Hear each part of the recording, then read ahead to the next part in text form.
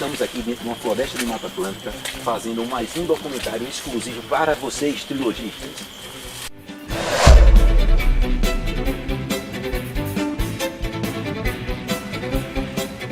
Bem, mesmo estando aqui numa floresta de Mata Atlântica, no horário diurno, a gente pode encontrar algumas espécies de hábito noturno, bem interessante, e elas ficam escondidas, onde não possam pegar luz, como é o caso alguns dos morcegos, os únicos mamíferos voadores.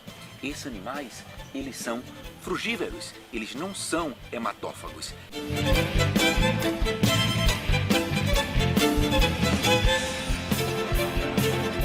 Esses morcegos aqui, eles se alimentam das sementes de alguns vegetais e de algumas frutas.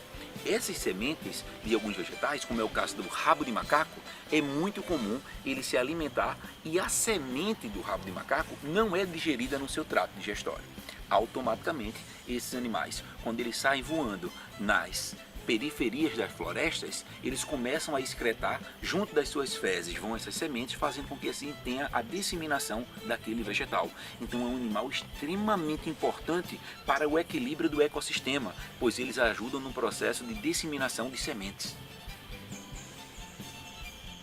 Bem, essa mata onde nós estamos é conhecida como Mata do Pau de Légua. É conhecida como Mata do Pau de Légua porque esses primórdios das populações que chegavam aqui, eles diziam: não, vamos naquela mata que tem uma vegetação tão grande que essa vegetação aparenta ter 1 légua de comprimento. E como as árvores aqui crescem bastante, por isso que essa mata aqui é conhecida como a Mata do Pau de Légua.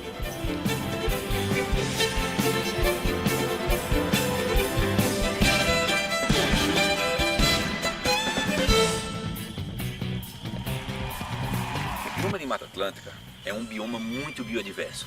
Das 202 espécies ameaçadas de extinções ou já extintas, 171 são originárias de Mata Atlântica. Antigamente o Brasil ele era todo formado de Oceano Atlântico, manguezais e Mata Atlântica. Hoje em dia nós temos uma pequena concentração de Mata Atlântica, acredita-se que é apenas de 7 a 6% remanescente. Apesar que nos últimos anos nós viemos tendo um aumento dessa área de Mata Atlântica, mas mesmo assim é muito importante preservá-la. Vamos conhecer mais sobre este bioma. Uma coisa muito interessante sobre essa vegetação aqui específica é, se você perceber, nessas árvores nós vamos encontrar umas marcas no caule dessas árvores. Essas marcas que nós vamos encontrar aqui, elas são formadas pelos saguins.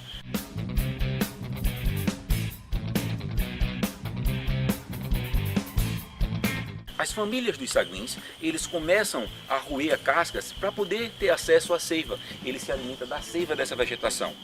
Uma vez fazendo isso, eles esfregam sua genitália e urinam nessa vegetação para poder demarcar território. Eles são bastante territorialistas. E a partir daí, só quem vai poder utilizar essa vegetação para a nutrição é a família daquele saguim.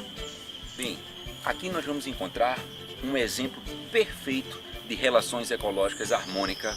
Esse tipo de relação ecológica aqui, ele é classificado como uma relação ecológica intraespecífica de sociedade. Na realidade, nós estamos aqui com um cupinzeiro.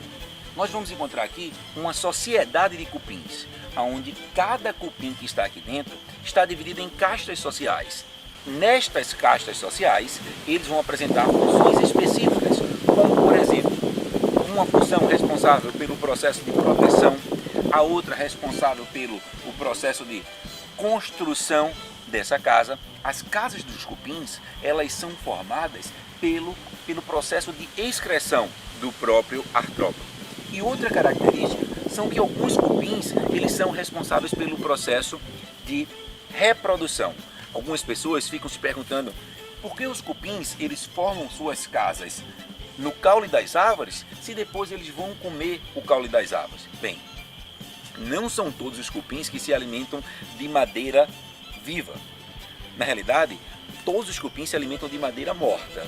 Agora existe uma espécie específica de cupins que eles vão se alimentar do miolo da árvore, da madeira morta que fica ali, a partir do momento que a árvore fica oca, fazendo com que a árvore possa vir a fraturar e a tombar.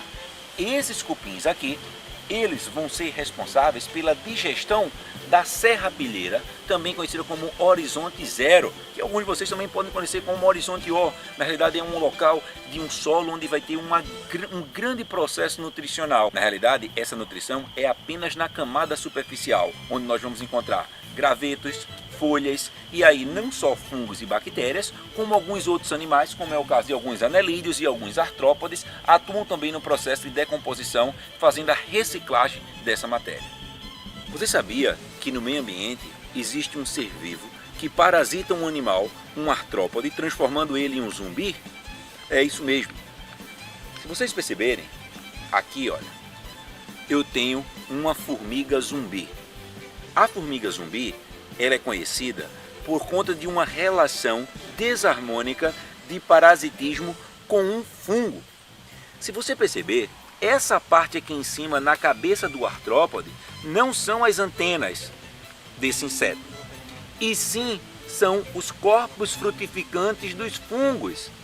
Os fungos que parasitam as formigas fazem com que elas se transformem em zumbis, e elas sobem até a parte mais alta de uma vegetação, como é o caso dessa jaqueira aqui, fazendo com que, quando o seu corpo frutificante ele esteja todo formado, eles vão liberar as suas estruturas reprodutoras, que através dos ventos, os chamados, essas estruturas são os aplanoesporos, através dos ventos elas vão sair e realizar o processo de germinação, e a partir daí vão formar novas hifas, dando origem a novos fungos.